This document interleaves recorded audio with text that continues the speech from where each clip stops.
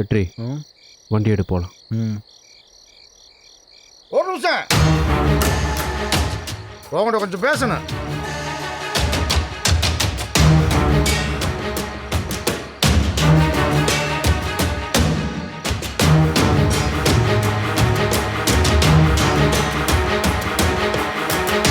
உன்னை கொல்ல சொல்லி ஆள் அனுப்புனது யாரு? மதுரையில் என் கூட காலேஜில் படித்த பயலோ தான் என்னை கொல்ல சொல்லி ஆள் அனுப்புனாங்க.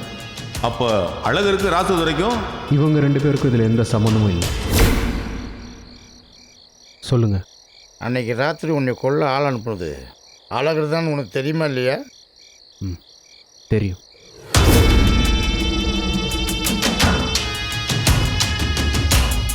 அந்த இடத்துல நான் இருந்தது உங்களுக்கு தெரியுமா? தெரியும். ஆனால் நான் இங்கே வரும்போது நீங்கள் சுயநினைவில் இல்லை. அதையே நீ பஞ்சாயத்தில் சொல்லல. உங்கள் அப்பாவுக்கு எனக்கு 18 வருஷம் பகை இருக்குது. இந்த 18 வருஷத்தில் உங்கள் அப்பாவை பல இடங்களை அவமானப்படுத்தி பேசியிருக்கேன், சண்டை போட்டிருக்கேன்.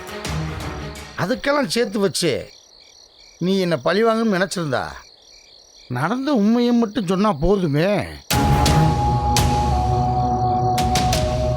என் வம்சத்தையே கருவத்துக்கு சமமா நான் அவமானப்பட்டு நின்றுருப்பேனே. இதுக்காக உண்மையை சொல்லாமல் பொய்யை சொல்லி என்னை காப்பாற்றினேன். இந்த கேள்விக்கு நான் உண்மையை சொல்லாமா? நான் பிறந்ததுலேருந்து எனக்கு விவரம் தெரிகிற வயசு வரைக்கும் என்னை தோள் மேலே தூக்கி வளர்த்தது நீங்கள் தான். 2 குடும்பமும் பிரிகிற வரைக்கும் நான் அதிகமாக உங்கள் வீட்டில் தான் இருந்தேன். உங்கள் வீட்டு சாப்பாடை தான் சாப்பிட்டேன். நீங்கள் கதை சொல்லி தான் மாமா தூங்கியிருக்கேன். அந்த நன்றியையும் அன்பையும் நான் மறக்கல மாமா.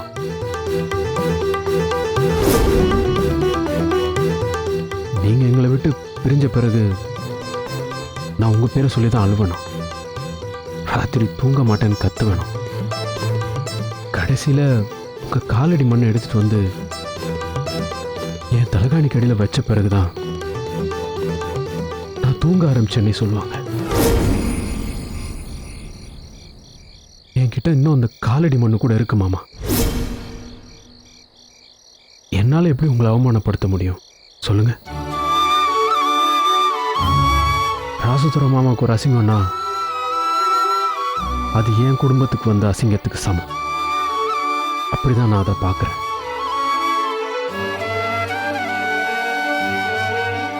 நேற்று பஞ்சாயத்தில் நான் உங்களை காட்டி கொடுக்காததுக்காக அப்பாவும் அப்புச்சியும் எப்படி சந்தோஷப்பட்டாங்கன்னு எனக்கு தான் தெரியும்.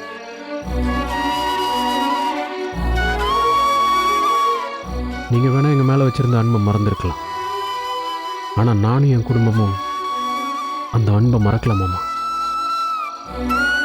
எங்க ராசுதுர மாமா வீரம் உள்ளவர், கம்பீரமானவர்.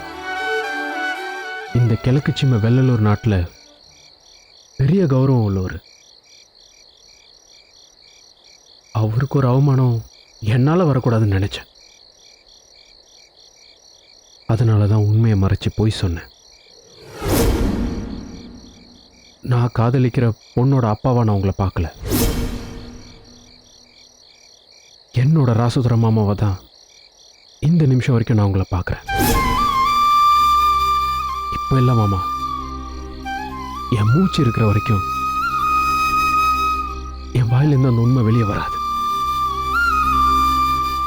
என்னால உங்களுக்கு எந்த ஒரு அவமானமும் நடக்காது. இது சத்தியம். இத்தனை வருஷத்துல தெரிஞ்சோ தெரியாமலோ நான் உங்க மனசு நோக்கிற மாதிரி ஏதாவது பண்ணியிருந்தா என்னை மன்னிச்சிருங்க மாமா.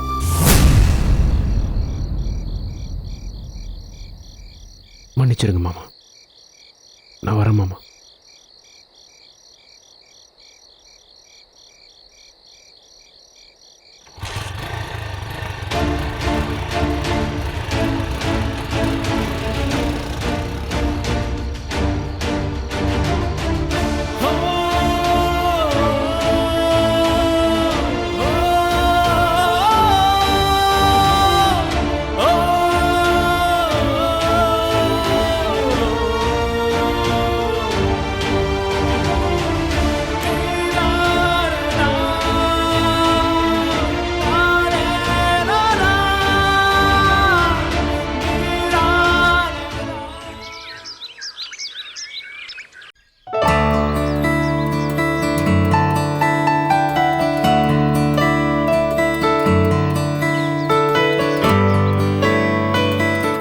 இந்த தடவையும் பவுன்ராசுக்கே நம்ம நிலத்தை குத்தகைக்கு விடலாம்னு இருக்கப்பா.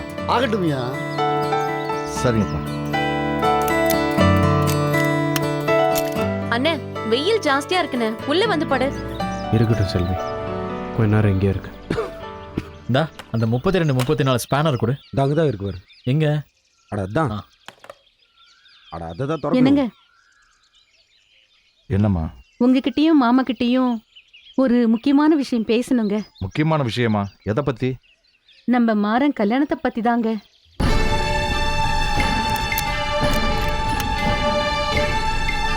செல்வி, பாத்துண்ணே. மாறன் கல்யாணத்தை பத்தி என்ன பேசணும்? என் புருஷன் இருக்காருல்லப்பா, அவரோட பங்காளியோட பொண்ணு மெட்ராஸ்ல இருக்காளாம். படிச்சு முடிச்சிட்டு பொண்ணுங்க காலேஜ்ல வாதியாரா வேலை பார்க்கறாளாம். மாசம் 25,000 ரூபாய் சம்பளம். அவர் மகளை கிழக்கு சீமையில தான் கட்டி கொடுக்கணும்னு அம்பிட்டு ஆசையாம். ஒரே பொண்ணு, வசதியான வீடு, 100 பவுனாவது நகை போடுவாங்க, காரெல்லாம் வாங்கி கொடுப்பாங்க. நாம ஒரு வார்த்தை சொன்னா இந்த மாசமே ஒரு நல்ல நாளா பார்த்து மாப்பிள்ளை பார்க்க வரோம்னு சொல்றாங்க. நல்ல இடம்பா, நம்ம தம்பிக்கு அங்கேயே முடிச்சிடலாம்ப்பா. என்னப்பா சொல்றீங்க? ஏமா, இங்கேயே ஏகப்பட்ட குழப்பம் போயிட்டு இருக்கு. இந்த நேரத்துல எப்படிமா? ஒரு குழப்பமும் இல்லப்பா. நீங்க ஊன்னு ஒரு வார்த்தை சொல்லுங்க, மத்த எல்லாத்தையும் நான் பாத்துக்கிறேன்.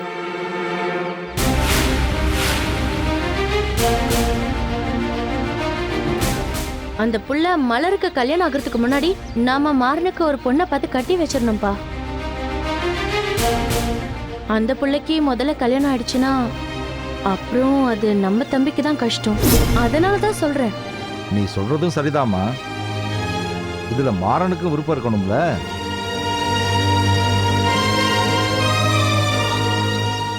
ஏப்பா மாறா, இதுக்கு நீ என்ன சொல்ற? பா, அது வந்து நான் அவன் முடிவை சொல்றதுக்கு முன்னாடி என் முடிவை நான் சொல்றேன். எல்லாரும் கேட்டுக்கங்க. சொல்லுங்கப்பா. மாறனுக்கு உடனே கல்யாணம் பண்ணி ஆகணும். ஆனா பொண்ணு யாரோ மெட்ராஸில் இருக்க பொண்ணு இல்லை.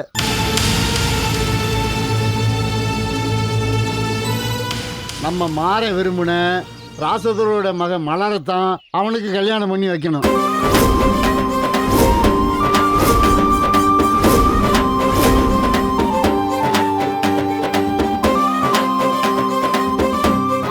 ஐயா, அப்பா, ராசத்துற மகளை எப்படிப்பா? நாட்ரஸா போதுமியா. பகைன்னு 18 வருஷமா 2 குடும்பமும் பிரிஞ்சு கிடந்தது போதும்.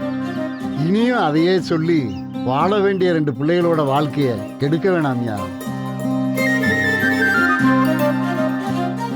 நடந்தது எல்லாத்தையும் மறப்போம், பகையை மறந்து விட்டு கொடுத்து போவோம்யா.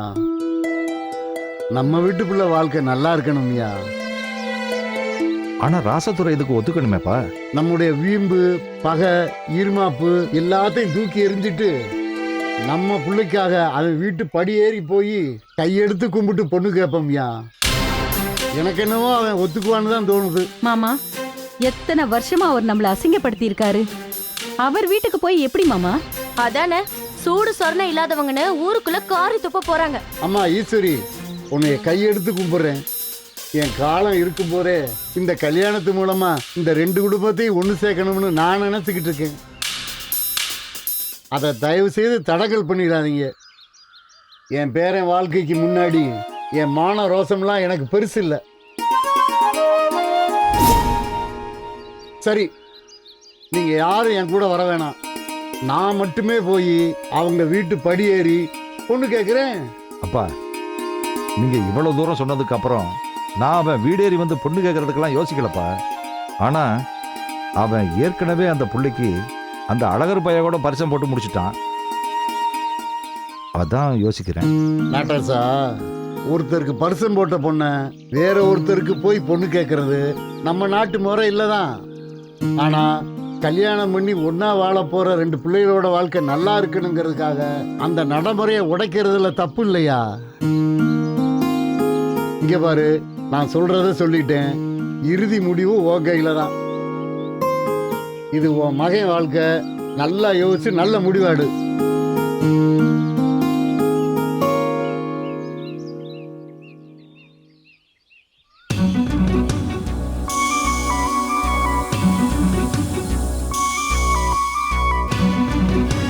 வேண்டான்னு சொல்லுங்கப்பா.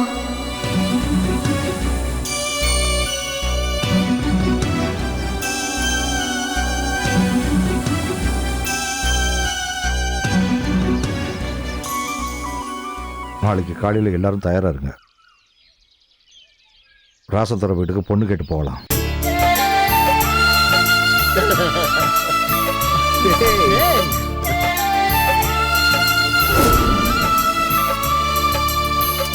அப்பா மாறா,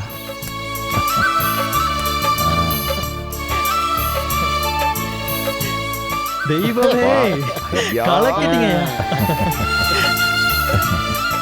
மீச பாட்டனாரே, எங்க அப்பாவை பெத்த சிங்கமே, பின்னிட்டீங்க. சிங்கம்ல சும்மாவா? பின்ன கலக்கிட்டார்ல. எப்படி?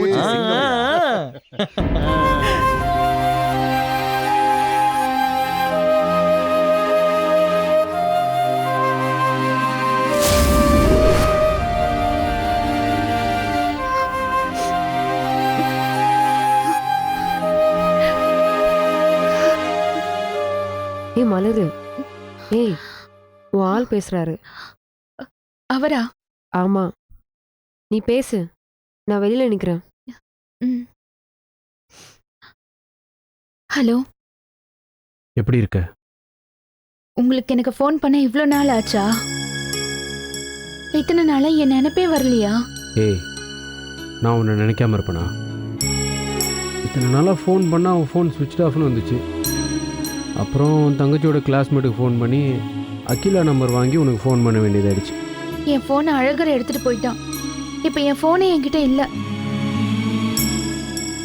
நீ எப்படி இருக்க? நான் எப்படி இருப்பேன்னு நினைக்கிறீங்க? குளிக்காம ஒழுங்கா சாப்பிடாம தூங்காம இப்போ பாரு அழுதுகிட்டே படுத்துட்டு இருக்க, அதானே? என்ன? அதான் உங்களுக்கே தெரியுதே, அப்புறம் ஏன் என்கிட்ட கேக்குறீங்க? சரி சரி, கோவப்படாத. இப்போ நான் சொல்றதை தெளிவாக கேட்டுக்கோ. என்ன? நீ அழுது வடிஞ்சதெல்லாம் போதும். இன்னைக்கு சீக்கிரமா தூங்கிட்டு நாளைக்கு காலையில் சீக்கிரம் எழுந்து குளிச்சுட்டு தலை நிறைய பூவோட நல்ல ஒரு சேலையை எடுத்து கட்டிட்டு 9 to 11 நல்ல நேரம் தயாராரு. சரியா? எதுக்கு? தயாராருன்னு சொல்றேன்ல. என்ன ஓடி போய் கல்யாணம் பண்ணிக்க போறமா? எந்த சூழ்நிலையிலயும் அதை பண்ண மாட்டேன்னு சொல்லியிருக்கேன்ல. எம்மா தாயே, நீங்க வீட்டை விட்டுலாம் ஓடி வர மாட்டீங்க. உங்களுக்கு உங்க வாழ்க்கையை விட உங்க தங்கச்சிங்க வாழ்க்கை தான் ரொம்ப முக்கியம்னு எனக்கு நல்லா தெரியும். அதனால நீங்க வீட்டை விட்டுலாம் ஒன்றும் ஓடி வர வேணாம். வீட்டுக்குள்ளே தயாரா இருங்க, அது போதும். சரிங்களா? எதுக்கு? தயாரா இரு. அப்படி என்ன நடக்க போகுது? அது சர்ப்ரைஸ். எல்லாமே உடனே தெரிஞ்சுக்கிட்டா அப்புறம் வாழ்க்கையில ஒரு சுவாரஸ்யமே இருக்காது மேடம். ஐயோ மாறா, என்னன்னு சொல்லுங்களேன். அது மட்டும் முடியாது. நாளைக்கு காலையில 9:30 to 11 பூ பொட்டு சேலை கட்டி அழகா இருக்கணும். ஓகே? ஐயோ, எந்த நம்பிக்கையில என்ன இதெல்லாம் பண்ண சொல்றீங்க? நல்லது நடக்கும்ன்ற நம்பிக்கையில தான் பண்ண சொல்றேன். நம்பிக்கையோட தயாரா இரு. இப்போ போய் சீக்கிரம் தூங்கு. Good night. பாய். ஏய் மாறன், என்ன இப்படி சொல்றாரு? நான் வீட்டுக்குள்ளேயே புடவை கட்டி பூ வச்சுக்கிறதுனால அப்படி என்ன ஆயிட போகுது?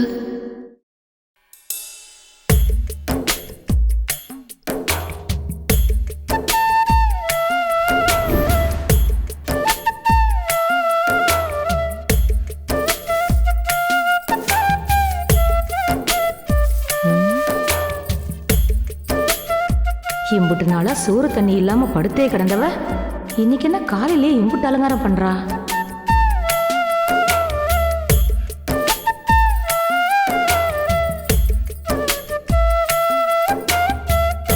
இந்த மலரு, என்னம்மா? எங்கேயும் வெளியே போறியா என்ன? அப்படியே என்ன போக விட்டுட்டு தான் மறு வேலை பாப்பீங்க? எங்கேயும் போல, வீட்டுல தான் இருக்கேன். வீட்டுல இருக்கிறவ என்னத்துக்கிட்ட இந்த சேலையை கட்டிக்கிட்டு பூ வச்சு பொட்டு வச்சிருக்க? ஏன் இதை கூட வைக்க கூடாதா?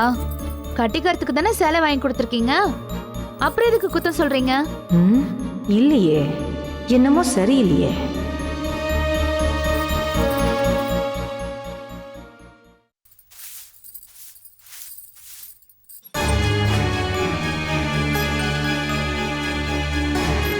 நான் பிறந்ததுலேருந்து எனக்கு விவரம் தெரிகிற வயசு வரைக்கும் என்னை தோள் மேலே தூக்கி வளர்த்தது நீங்கள் தான்.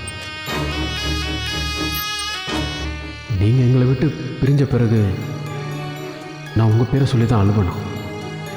ராத்திரி தூங்க மாட்டேன்னு கத்துவேணும். கடைசியில் உங்கள் காலடி மண்ணை எடுத்துகிட்டு வந்து என் தலகாணிக்கு அடியில் வச்ச பிறகு தான் நான் தூங்க ஆரம்பிச்சேன்னே சொல்லுவாங்க. ராசுதுர மாமாவுக்கு ஒரு அசிங்கம்னா அது என் குடும்பத்துக்கு வந்த அசிங்கத்துக்கு சமம். அப்படிதான் நான் அதை பார்க்குறேன். இத்தனை வருஷத்தில் தெரிஞ்சோ தெரியாமலோ நான் உங்க மனசு நோக்கிற மாதிரி ஏதாவது பண்ணியிருந்தா என்னை மன்னிச்சிருங்க மாமா.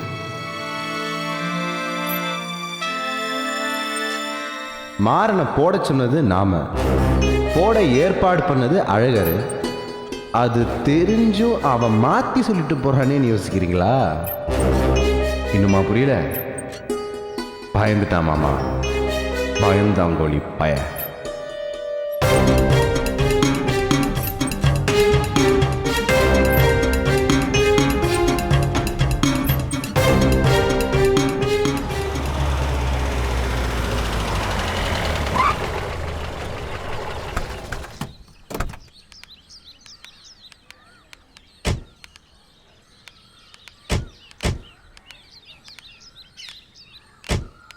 வாங்கப்பா போலாம்.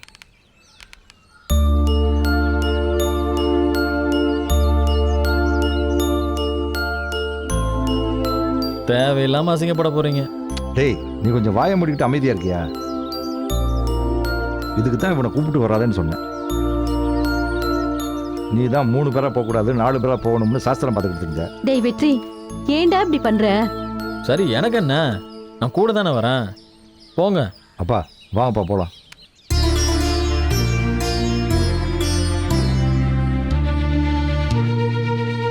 டேய் வெற்றி, மணி அடிச்சு விடியா?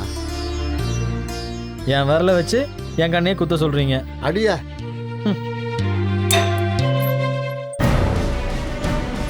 இந்திரா, என்னங்க?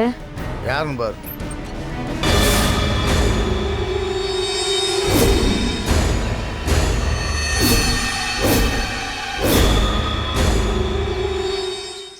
ஐயோ, இவங்க என்ன தாம்பூலத்தட்டோட வாசல்ல வந்து நிக்கிறாங்க? இதுக்காகத்தான் அவ ரூம்ல பூ வச்சு பொட்டு வச்சு அலங்காரம் பண்ணிக்கிட்டு இருந்தாளா? இன்னைக்கு இங்க என்ன கலவரம் நடக்க போதோ தெரியலையே. என்ன இந்திரா, ஏன் வாசலை வச்சு பார்த்து நிக்கிற? யார் வந்திருக்கா? ஐயோ, நான் என்னத்த சொல்லுவேன்?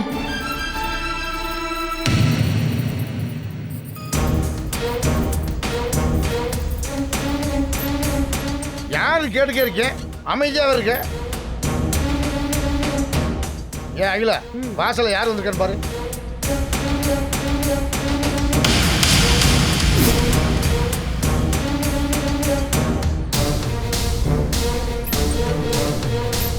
என்னம்மா? அப்பா, யார் வந்திருக்காங்கன்னு நீங்களே வந்து பாருங்கப்பா. அப்படி யார் வந்திருக்குது?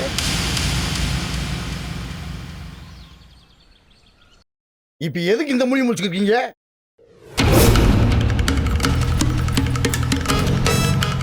அகிலா, யார் வந்திருக்கா? உன் ஆளுதான் குடும்பத்தோட வந்திருக்காரு.